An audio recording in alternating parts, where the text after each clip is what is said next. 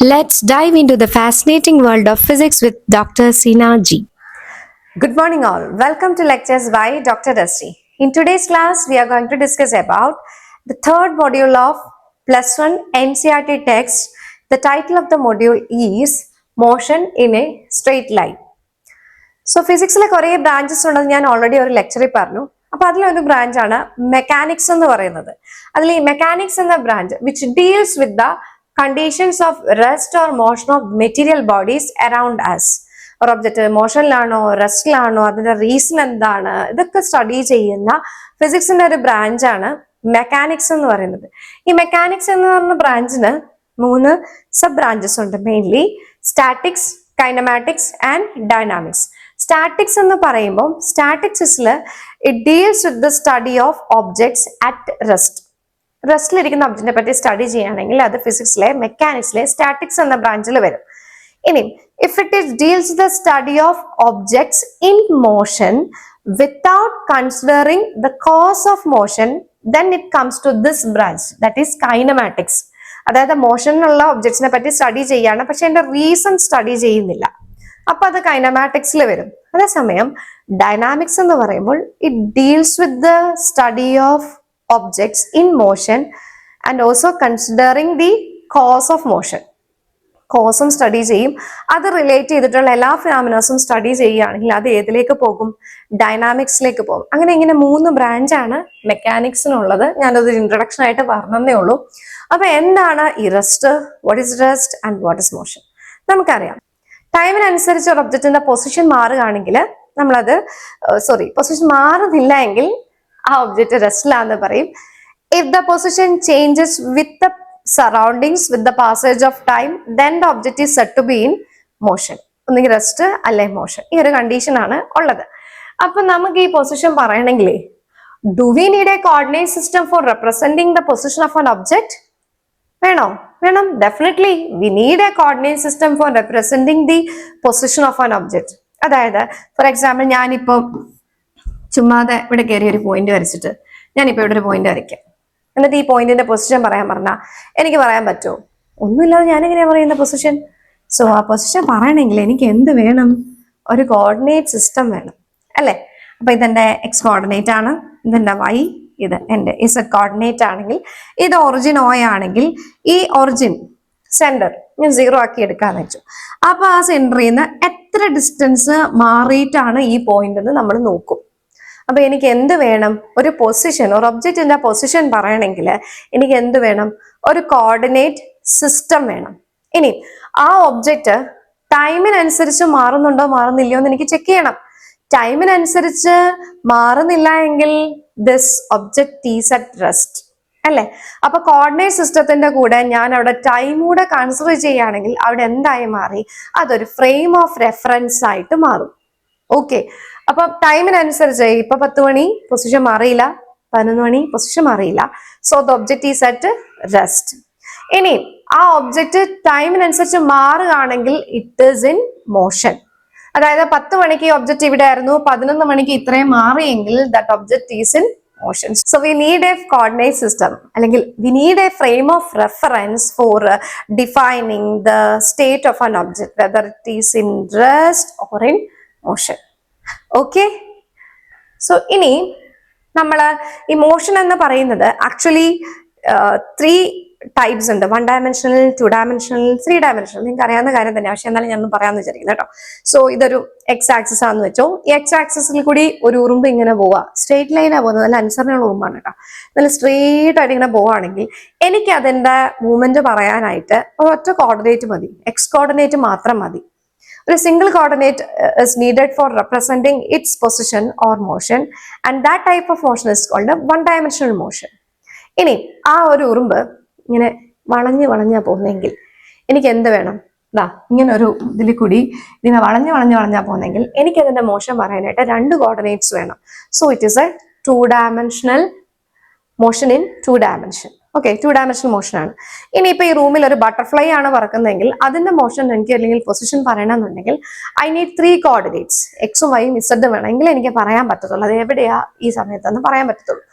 So that type of motion is 3 dimensional motion. അങ്ങനെ main ആയിട്ട് 3 types of motions ആണുള്ളത്. 1 dimensional, 2 dimensional and 3 dimensional. ഇനി ഞാനിപ്പോൾ ഇതൊക്കെ പറഞ്ഞു.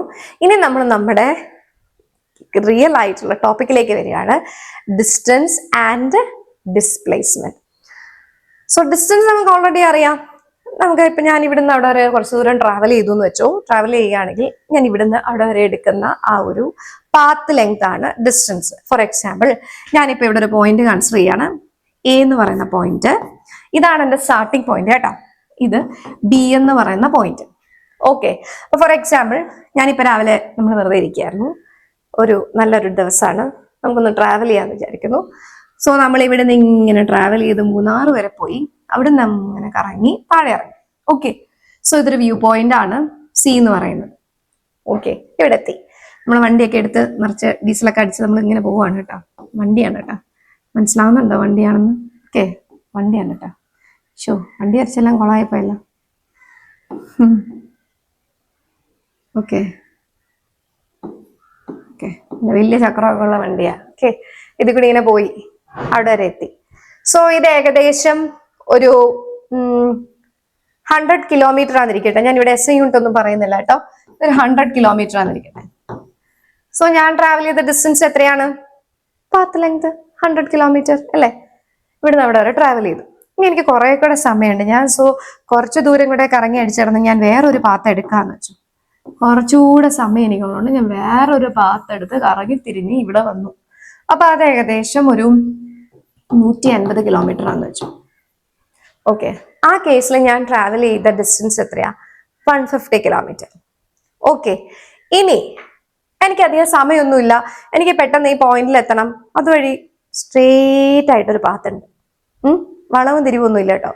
സ്ട്രെയിറ്റ് ആയിട്ടുള്ള പാത്ത് ഉണ്ടെങ്കിൽ അപ്പൊ അതിനെ ഞാൻ ഇവിടെ റെപ്രസെന്റ് ചെയ്യണതാ. ഇങ്ങനെ ഒരു പാത്ത്, സ്ട്രെയിറ്റ് ആയിട്ടൊരു പാത്ത് ഉണ്ട്, ദിസ് പർട്ടിക്കുലർ ഡയറക്ഷൻ. അപ്പൊ ഈ പാത്ത് എന്ന് പറഞ്ഞാൽ ഏകദേശം 50 കിലോമീറ്ററേ ഉള്ളൂ. കണ്ടോ, ഞാൻ പെട്ടെന്ന് എത്തി, ഞാൻ എൻ്റെ വണ്ടിയിൽ പെട്ടെന്ന് എത്തി. സോ ഇവിടെ എന്താണ് ഇതെല്ലാം? എന്താണ്? ഞാൻ ട്രാവൽ ചെയ്ത ഡിസ്റ്റൻസ് ആണ്. ഫസ്റ്റ് കേസിൽ 100 ആയിരുന്നു കിലോമീറ്റർ, സെക്കൻഡ് കേസിൽ 150 കിലോമീറ്റർ, തേർഡ് കേസിൽ 50 kilometre. So this is the path length travelled by me during this course of time. ഞാൻ ട്രാവൽ ചെയ്ത പാത്തായിരുന്നു. അപ്പൊ ഇതിനെയാണ് നമ്മൾ ഡിസ്റ്റൻസ് എന്ന് പറയുന്നത്. അപ്പൊ ഡിസ്പ്ലേസ്മെന്റ് എന്താണ്? Displacement is actually it is the shortest distance. കണ്ടോ, ഈ ഒരു പോയിന്റിൽ നിന്ന് ഈ ഒരു പോയിന്റിലേക്ക് എനിക്ക് ട്രാവൽ ചെയ്യാൻ പറ്റിയ ഷോർട്ടസ്റ്റ് ഡിസ്റ്റൻസിനാണ് ഞാൻ എന്ത് പറയുന്നത്? ഡിസ്പ്ലേസ്മെന്റ് എന്ന് പറയുന്നത്. അപ്പൊ ഇവിടുത്തെ ഷോർട്ടസ്റ്റ് ഡിസ്റ്റൻസ് എത്ര വന്നു? 50 കിലോമീറ്റർ വന്നില്ലേ? ഈ ഷോർട്ടസ്റ്റ് ഡിസ്റ്റൻസ് പോകണമെന്നുണ്ടെങ്കിലേ ഞാൻ ഇതുവഴി ഏതെങ്കിലും വഴി കൂടെ ഒക്കെ പോകണോ? പറ്റില്ല. എനിക്ക് ഒരു സ്പെസിഫിക് ഡയറക്ഷനിൽ പോയേ പറ്റുള്ളൂ. ഇതൊരു പോസിറ്റീവ് X ഡയറക്ഷൻ ആയിട്ട് എടുത്തു. അങ്ങനെയാണെങ്കിൽ ഈ പോസിറ്റീവ് X ഡയറക്ഷനിൽ തന്നെ ഞാൻ പോകണം അല്ലെ? അപ്പൊ ഇവിടെ ഈ ക്വാണ്ടിറ്റിക്ക് എന്ത് വന്നു? ഡയറക്ഷനൂടെ വന്നു. കണ്ടോ? അപ്പൊ ഈ ഡിസ്റ്റൻസും ഡിസ്പ്ലേസ്മെന്റും തമ്മിലുള്ള മെയിൻ ഡിഫറൻസ് ആണ്. ഈ ഡിസ്റ്റൻസ് എന്ന് പറയുന്നത് ഒരു സ്കെയിലാർ ക്വാണ്ടിറ്റി ആണ്. അതിന് മാഗ്നിറ്റ്യൂഡ് മാത്രമേ ഉള്ളൂ. 100 കിലോമീറ്റർ അല്ലെങ്കിൽ 150 kilometre, 50 kilometre, it has only magnitude. That type of quantities is called a scalar quantity. അതേസമയം ഡിസ്പ്ലേസ്മെന്റ് വന്നപ്പോഴത്തേക്കും it has direction and also it has magnitude and also a specific direction. ഡയറക്ഷനും മാഗ്നിറ്റ്യൂഡും വരികയാണെങ്കിൽ അതൊരു vector quantity ആയിരിക്കും. So distance is a scalar quantity, displacement is a vector quantity. Okay, അപ്പൊ ഇവർ തമ്മിലുള്ള കുറച്ച് സിമിലാരിറ്റീസും ഡിസിമിലാരിറ്റീസും എന്തൊക്കെയാന്ന് നമുക്ക് നോക്കാം. So distance, it is the length of the actual path traversed by the body between the initial and final point. And the initial point and final point തമ്മിലുള്ള path length ആണ് ശരിക്കും distance. So displacement is a shorter distance between initial and final point. ഇപ്പൊ ഞാനിപ്പോ എടുത്തേക്കുന്ന initial point എന്ന് പറയുന്നത് x1 എന്ന് എടുക്കാണ്, final point ഞാൻ x2 എന്ന് എടുക്കുകയാണെങ്കിൽ എന്റെ ഡിസ്പ്ലേസ്മെന്റ് എന്ന് പറയുന്നത് എങ്ങനെ എഴുതാം? Delta x is equal to x2 minus x1 എന്ന് എഴുതാം. ഇത് പഠിച്ചു വെക്കണം കേട്ടോ. ഇതാണ് displacement, x2 minus x1. Shortest distance between initial and final point within that course of time t1 and t2. Okay, and distance is a scalar, displacement is a vector. Next നോക്കിക്കേ, distance is always positive or zero. Distance 0 ആകാം അല്ലെങ്കിൽ positive ആകാം. 0 ആവുന്ന condition എന്താണ്? ഞാൻ ഇവിടെ പറയാതെ clear ആയിട്ട് പുതിയൊരു പേജ് എടുത്തിട്ട് കാണിച്ചു തരാം. അതായത് ഇത് എൻ്റെ x1 എന്ന് പറയുന്ന പോയിന്റ്, ഇത് x2 എന്ന് പറയുന്ന പോയിന്റ്. ഞാൻ രാവിലെ ഇവിടുന്ന് വണ്ടിയൊക്കെ സ്റ്റാർട്ട് ചെയ്ത് നോക്കി. 10 മണിയായപ്പോൾ ഞാൻ ഇവിടെ നിൽക്കുകയാണ്. വണ്ടിക്കകത്ത് ഡീസലൊന്നും ഇല്ല. സോ 11 മണിയായപ്പോൾ ഞാൻ ഇവിടെ തന്നെ നിൽക്കുകയാണ്. സോ ഞാൻ ട്രാവൽ ചെയ്തില്ല. എൻ്റെ ഇനിഷ്യൽ പോയിന്റ് ഫൈനൽ പോയിന്റും ഒക്കെ എല്ലാം സെയിം തന്നെ, ഇവിടെ തന്നെ നിൽക്കുകയാണ്. സോ എൻ്റെ ഡിസ്റ്റൻസ് എന്ന് പറയുന്നത് എന്താണ്? 0 ആണ്. ഞാൻ ട്രാവൽ ചെയ്തില്ല. പക്ഷെ അതേസമയം ഇത് ഞാൻ ട്രാവൽ ചെയ്യുകയാണെങ്കിൽ, ഞാൻ ഇങ്ങനെ ട്രാവൽ ചെയ്യുകയാണെങ്കിൽ, ഇനി ഞാൻ മീറ്ററിൽ എഴുതുക കേട്ടോ, ഒരു 10 മീറ്റർ ട്രാവൽ ചെയ്തു. അങ്ങനെയാണെങ്കിൽ എൻ്റെ ഡിസ്റ്റൻസ് എന്ന് പറയുന്നത് 10 മീറ്റർ ആയിരിക്കും. ഓക്കെ, ഇനി അതായത് ഡിസ്റ്റൻസ് എന്ന് പറയുന്നത് 0 ആകാം, പോസിറ്റീവ് ആകാം. പക്ഷേ ഡിസ്പ്ലേസ്മെന്റ് എന്ന് പറയുന്നത് it can be 0, positive and negative. Okay, അപ്പൊ എങ്ങനെയാണ് 0 ആവുന്നത്, പോസിറ്റീവ് ആകുന്നത്, നെഗറ്റീവ് ആകുന്നത് നോക്കാം. ഇപ്പൊ ഞാൻ ട്രാവൽ ചെയ്തത് x1 നിന്ന് x2 വരെ ട്രാവൽ ചെയ്തു. ഇതൊരു 5 മീറ്റർ ആണെന്നിരിക്കട്ടെ. അപ്പൊ എൻ്റെ ഡിസ്പ്ലേസ്മെന്റ് ഡെൽറ്റ എക്സ് എന്ന് പറയുന്നത് ഇത് x2 അല്ലേ, x2. Okay, x1 x2 minus x1 എടുക്കാമെങ്കിൽ 5 മൈനസ് 0 5 മീറ്റർ എന്ന് കിട്ടും. ദിസ് ഈസ് ദ ഡിസ്പ്ലേസ്മെന്റ് അല്ലേ, അതൊരു പോസിറ്റീവ് ക്വാണ്ടിറ്റി ആണ്. ഇനി ഞാൻ ഇവിടുന്ന് x1 നിന്ന് ട്രാവൽ ചെയ്ത് x2 വരെ പോയി വീണ്ടും തിരിച്ച് x1 തന്നെ തിരിച്ചു വന്നു എന്ന് വെച്ചു. അങ്ങനെയാകുമ്പോ എന്റെ ഇനിഷ്യൽ പോയിന്റ് ഫൈനൽ പോയിന്റ് ഏതാ? ഇവിടെ തന്നെയാ അല്ലെ, വ്യത്യാസമൊന്നുമില്ല. അപ്പൊ എന്റെ സെക്കൻഡ് കേസില് ഞാൻ ഡിസ്പ്ലേസ്മെന്റ് എന്ന് പറയുന്നത് എന്താവും? 0 ആയിരിക്കും. ഓക്കെ, ഫസ്റ്റ് കേസിലെ ഡിസ്പ്ലേസ്മെന്റ് ഇതായിരുന്നു, സെക്കൻഡ് കേസിലെ ഡിസ്പ്ലേസ്മെന്റ് 0 ആയി. പക്ഷെ സെക്കൻഡ് കേസിൽ ഒരു കാര്യം ഓർക്കണം കേട്ടോ, ഞാൻ സെക്കൻഡ് കേസിലെ ഡിസ്റ്റൻസ് എടുക്കുകയാണെങ്കിൽ എന്ത് വരും? ഞാൻ 10 അങ്ങോട്ട് ട്രാവൽ ചെയ്തു, തിരിച്ച് അവിടുന്ന് 5 ഇങ്ങോട്ട് ട്രാവൽ ചെയ്തു. അപ്പൊ ഡിസ്റ്റൻസ് എടുക്കാമെങ്കിൽ 10 + 5 15 മീറ്റർ എന്ന് വരും. പക്ഷെ ഡിസ്പ്ലേസ്മെന്റ് എടുക്കുമ്പോൾ എന്തായി? എൻ്റെ ഫൈനൽ പോയിന്റും ഇനിഷ്യൽ പോയിന്റും ഒന്ന് തന്നെ ആയതുകൊണ്ട് ഡിസ്പ്ലേസ്മെന്റ് എന്ന് പറയുന്നത് എന്തായി? 0 ആയി. ഓക്കെ, ഇനി മൂന്നാമത്തെ കേസ്, എങ്ങനെ ഡിസ്പ്ലേസ്മെന്റ് നെഗറ്റീവ് ആവും നോക്കാം. അതായത് ഞാനിപ്പോ ഇത് എടുത്തത് +x ഡയറക്ഷൻ ആണ്, പോസിറ്റീവ് x ഡയറക്ഷൻ ആണ് ഞാൻ എടുത്തത്. ഇനി ഞാൻ ഇവിടെ ഒറിജിനിൽ നിന്ന് ഇങ്ങോട്ടാണ് പോകുന്നതെന്ന് വെച്ചു. ഫോർ എക്സാമ്പിൾ 5 മീറ്റർ ഇങ്ങോട്ട് ട്രാവൽ ചെയ്തു. അപ്പൊ ഇത് -x ഡയറക്ഷൻ ആണ്, ഓപ്പോസിറ്റ് ഡയറക്ഷൻ ആണ്. അപ്പൊ ഞാൻ Δx എടുക്കുമ്പോൾ -5 എന്റെ final point minus initial point എടുക്കുമ്പോഴത്തേക്കും എനിക്ക് -5 വന്നു. അതായത് ഇവിടെ ഡിസ്പ്ലേസ്മെന്റ് എന്ന് പറഞ്ഞാൽ എന്തായി? നെഗറ്റീവായി. പക്ഷെ നെഗറ്റീവ് ആയതിന്റെ അർത്ഥം എന്താണ്? What is means is that I M travelling in the opposite directions. പുറകോട്ട് വേറെ ഡയറക്ഷനാണ് അവിടെ കാണിക്കുന്നത്. ഓപ്പോസിറ്റ് ഡയറക്ഷനിൽ 5 മീറ്റർ ഞാൻ ട്രാവൽ ചെയ്താണെന്ന് കാണിക്കുന്നു. അപ്പൊ ആ കേസിലെ ഡിസ്പ്ലേസ്മെന്റ് എന്തായി? നെഗറ്റീവായി. So displacement can be positive, 0 or negative, but distance is always positive or 0. And then unit of distance is meter and unit of displacement is also meter. ഇതൊക്കെയാണ് ഡിസ്റ്റൻസും ഡിസ്പ്ലേസ്മെന്റും തമ്മിലുള്ള കുറച്ച് സിമിലാരിറ്റീസും ഡിസിമിലാരിറ്റീസും. സോ നമ്മളിപ്പം റെസ്റ്റ് എന്താണ്, മോഷൻ എന്താണ്, ഇതൊക്കെ നമ്മൾ നോക്കി. അപ്പൊ ഈ കാര്യങ്ങളൊക്കെ ഒരു ഗ്രാഫിൽ എങ്ങനെ റെപ്രസെന്റ് ചെയ്യുന്നുള്ളതുകൂടെ നമ്മൾ പഠിച്ചിരിക്കണം. കാരണം ഗ്രാഫിക്കൽ റെപ്രസെന്റേഷൻസ് എപ്പോഴും നിങ്ങൾക്ക് എക്സാമിന് ചോദിക്കുന്ന ഒരു കാര്യമാണ്. ഞാൻ ഈ പറഞ്ഞ കഥകളൊക്കെ ഒരൊറ്റ പിക്ചറിൽ എനിക്ക് റെപ്രസെന്റ് ചെയ്യാൻ പറ്റും. അപ്പൊ അതാണ് ഗ്രാഫിന്റെ ഒരു ബെനിഫിറ്റ് എന്ന് പറയുന്നത്. ഞാൻ ഇവിടെ നോക്ക്, ഇവിടെ ഞാൻ 2 ഗ്രാഫ് വരച്ചിട്ടുണ്ട്. അതിൽ ഇത് x ആക്സിസ്, ഇത് y ആക്സിസ്. ഇത് 0 ആയിട്ട് എടുക്കാണ്. x ആക്സിസിൽ ഞാൻ I am taking time t in second along the x axis, and I am taking position in meter along the y axis. എന്നിട്ട് ഞാൻ ഇങ്ങനെ ഒരു ഗ്രാഫാണ് വരച്ച് ഇവിടെ വെച്ചേക്കുന്നത്. ഒരു ലൈനാണ്, സ്ട്രെയിറ്റ് ലൈൻ ആണ് വരച്ചു വെച്ചേക്കുന്നെങ്കിൽ ഇതുകൊണ്ട് എന്താ ഉദ്ദേശിക്കുന്നതെന്ന് അറിയോ? അതായത് ഇപ്പൊ ഇവിടെ ഞാനിപ്പോ കുറച്ച് പോയിന്റ്സ് നിങ്ങൾക്ക് മനസ്സിലാൻ വേണ്ടിയിട്ട് എഴുതാണ്. ഇവിടെ ഇപ്പം 5 സെക്കൻഡ് 10 സെക്കൻഡ് 20 സെക്കൻഡ് അങ്ങനെയാണ് ഇൻക്രീസ് ചെയ്യുന്നത്. ഇവിടെ ഇപ്പം 10 മീറ്റർ 20 മീറ്റർ 30 മീറ്റർ അങ്ങനെയാണ് ഇൻക്രീസ് ചെയ്യുന്നത് വെച്ചു.